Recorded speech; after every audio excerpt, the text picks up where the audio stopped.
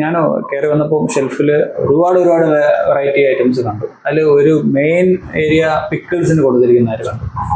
അപ്പോൾ അതൊക്കെ ഇപ്പൊ മാം പറഞ്ഞിരുന്ന പിക്കിളിനെ പറ്റി പറഞ്ഞില്ലല്ലോ. അപ്പോൾ എന്തൊക്കെയാണ് പിക്കിൾസ് ചെയ്യുന്നത്, എന്തൊക്കെയാണ് അതിന്റെ വേരിയൻസ്?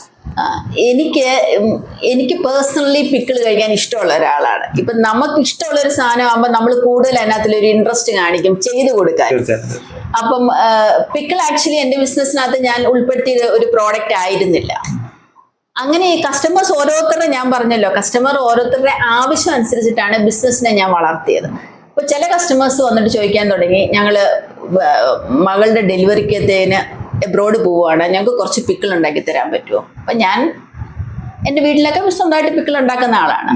അപ്പൊ ഞാൻ നോ എന്ന് പറയില്ല. അപ്പൊ ഞാൻ പറയാൻ എന്താ ചെയ്തു തരാമല്ലോ, ഏത് പിക്കിളാ വേണ്ടേ? അപ്പോൾ മാംഗോ പിക്കിൾ വേണം, അല്ലെങ്കിൽ ലെമൺ വേണം.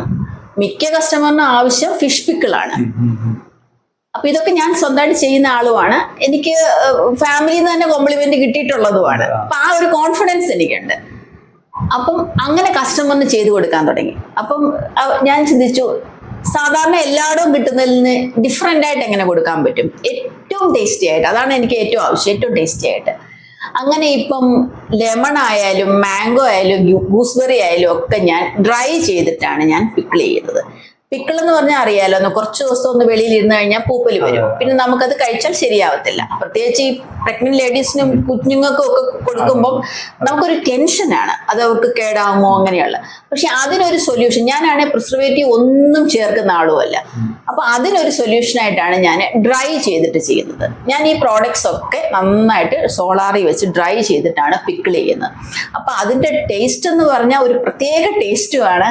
അതേപോലെ തന്നെ ഷെൽഫ് ലൈഫ് വളരെയധികം കൂടുതലാണ്. ഇപ്പൊ 1 ഇയർ കഴിഞ്ഞ കസ്റ്റമറും പറയുന്നുണ്ട്, അയ്യോ അന്ന് വാങ്ങിക്കൊണ്ടേ പിക്കിൾ ഇപ്പോഴും ഞങ്ങൾ യൂസ് ചെയ്യുന്നുണ്ട് കേട്ടോ. അപ്പൊ അതൊക്കെ കേൾക്കുമ്പോൾ ഭയങ്കര സന്തോഷമാണ്. പിന്നെ പിക്കിളൊക്കെ ചെയ്തുകൊണ്ടിരിക്കുന്ന സമയത്താണ് ഇപ്പൊ ആരെങ്കിലും വരുന്നെന്ന്, കസ്റ്റമേഴ്സ് വരുന്നെന്ന് വിചാരിച്ചോ, ഞാൻ അവർക്ക് ടേസ്റ്റ് ചെയ്യാൻ കൊടുക്കും. അപ്പൊ അവർക്ക് ടേസ്റ്റ് ചെയ്തിട്ട് അവർക്ക് ഇഷ്ടമുണ്ടെങ്കിൽ എടുത്താൽ മതി.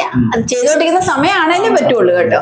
അപ്പൊ വേണ്ടാത്ത കസ്റ്റമറിനാണെങ്കിൽ ഞാൻ കൊടുക്കും. കാരണം എനിക്കത് അവര് കൊള്ളാന്ന് പറയുന്ന കാണാൻ എനിക്ക് ഭയങ്കര ഇഷ്ടമാണ്, ഭയങ്കര സന്തോഷമാണ്. അപ്പൊ അത് അവരുടെ മനസ്സിനകത്ത് ഉണ്ടാവും. അപ്പൊ നെക്സ്റ്റ് ടൈം എപ്പോഴെങ്കിലും അവർക്കതൊരു ആവശ്യം വരുന്ന സമയത്ത് നാച്ചുറലി അവർ എന്നെ കോണ്ടാക്ട് ചെയ്യും.